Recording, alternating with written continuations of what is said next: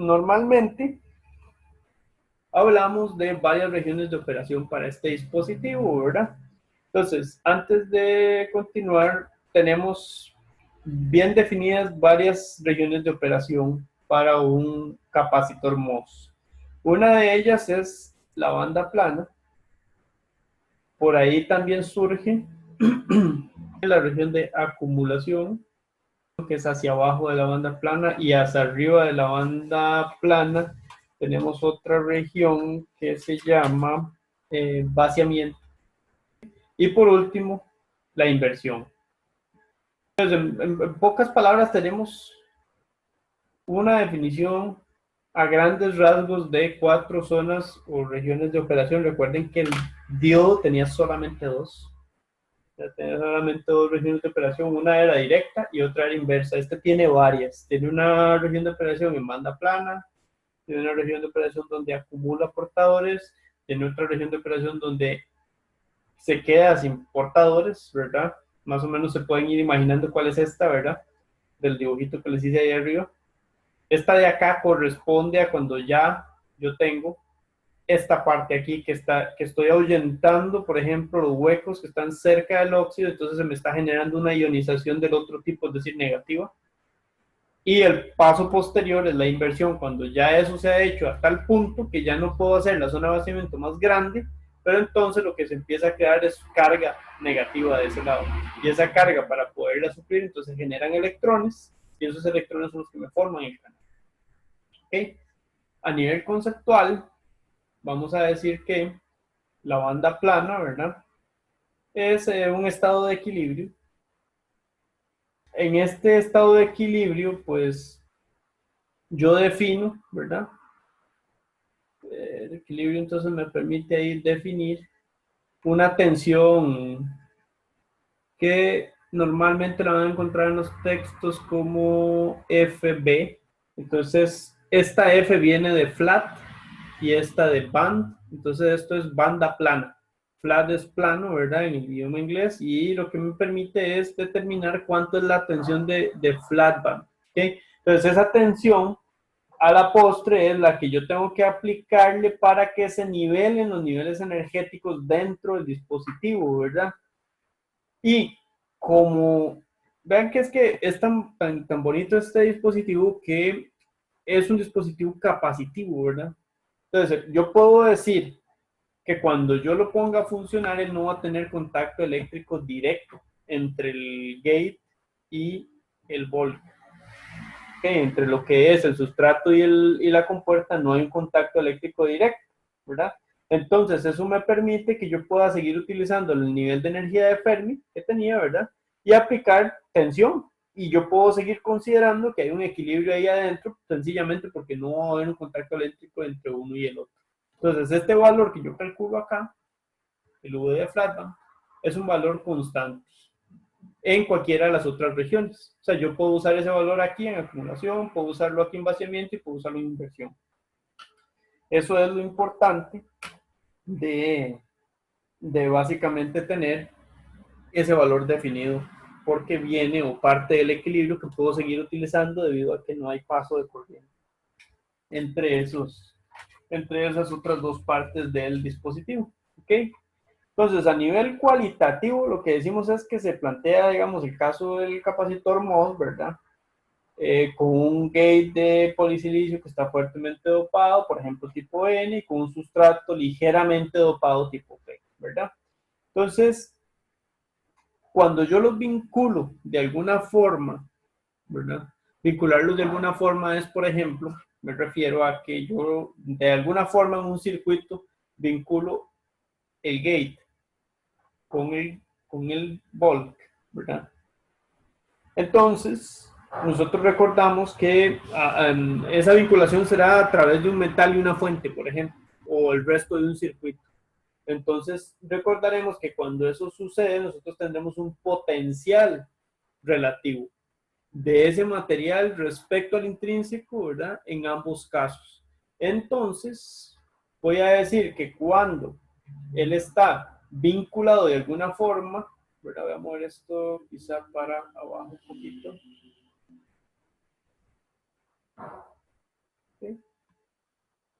Entonces digo que al vincularlo eléctricamente, yo voy a tener dos circunstancias. Voy a tener una tensión o un potencial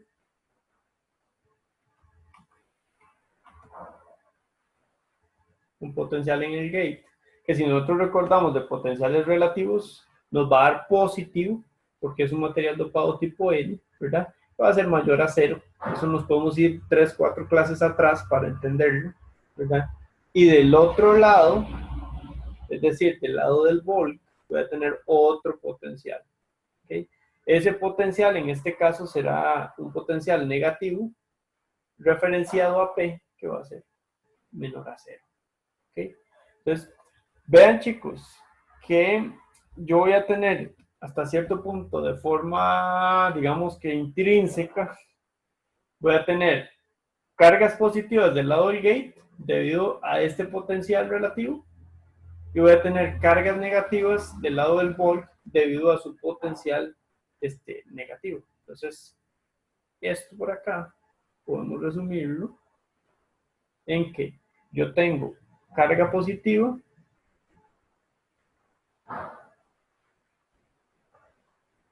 Okay, tenemos carga positiva en el gate y por acá tenemos carga negativa en el volt, a nivel de volt, ¿okay? O sustrato.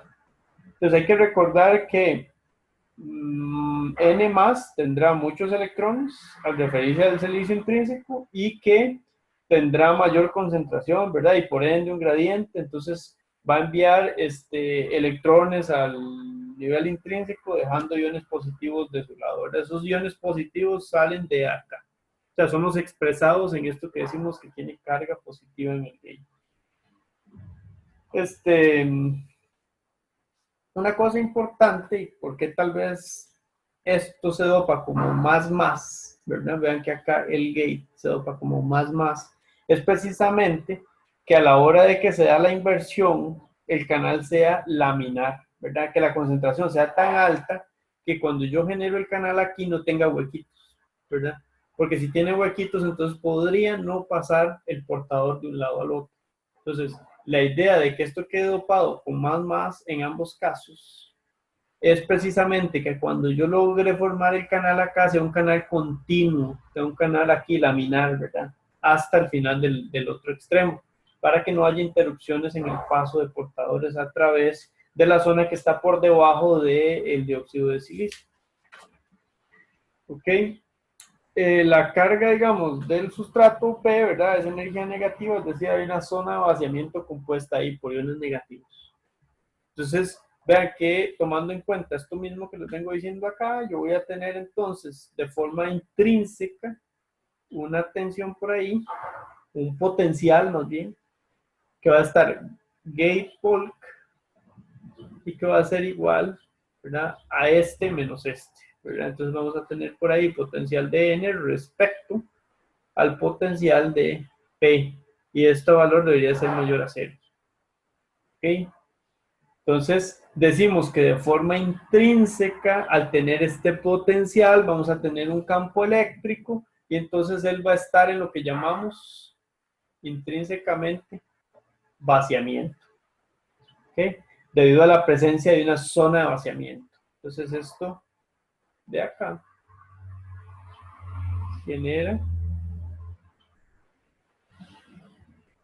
¿Sí? Entonces vean chicos y chicas que lo que está pasando acá es que intrínsecamente ya él viene con sus dopados, me genera un potencial entre gate y bulk que me va a generar una zona de vaciamiento y entonces de forma natural él va a estar en vaciamiento, es decir, que esa zona intermedia, el canal S, de forma intrínseca no va a tener portadores o más bien tendrá una cantidad nula de portadores mayoritarios y una cantidad despreciable de portadores minoritarios en esa parte.